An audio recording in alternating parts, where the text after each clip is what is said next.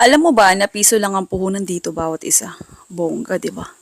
Pero ang higit na maganda pa dito pwede ka pang kumita at makaipon ng 35,000 o higit pa. Pero bago 'yan, comment ka naman sa baba kung taga saan ka. Malay mo ikaw na yung susunod natin na mabigyan ng libreng electrical mixer. Okay, sa una, ayan, nabalatan ko na yung patatas, kayo rin natin. Isang piraso lang kahit anong size pwede. Pwede rin naman dagdagan mo kung gusto mo. Yun nga lang, mas mapapamahal ka sa puhunan kung dadagdagan mo pa. So, mag-stick ka na sa isang peraso. Oo, baka may at tumaas pa ang puhunan at magalit ka sa akin. Okay, tas lagay tayo dito ng malagkit yung ginamit ko. Giniling na malagkit. Tapos, ayan. Naglagay ako ng puting paminta, durog na, at saka seasoning.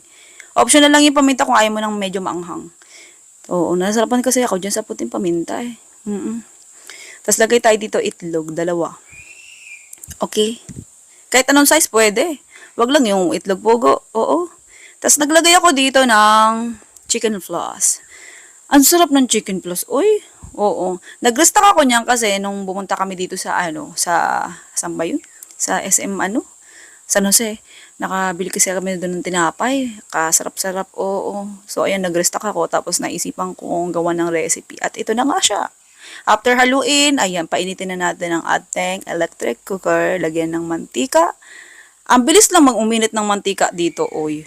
Oo, saglit lang. Para kang nanggigil sa apoy sa kalan, ganun. Okay, kapag tingin mo mainit na, ayan, ilubog mo yung kutsara na gagamitin mong pang scoop. Tapos, ayan, ganyan na siya kadali. O, di ba, bongga? Ayan. Tansya-tansya lang. Basta teaspoon gamitin mo, kutsarita. Yung maliit na kutsara, yun ang gamitin mong pangtakal. Kasi, alam mo na, super laki naman pagka regular na kutsara ang gagamitin mo.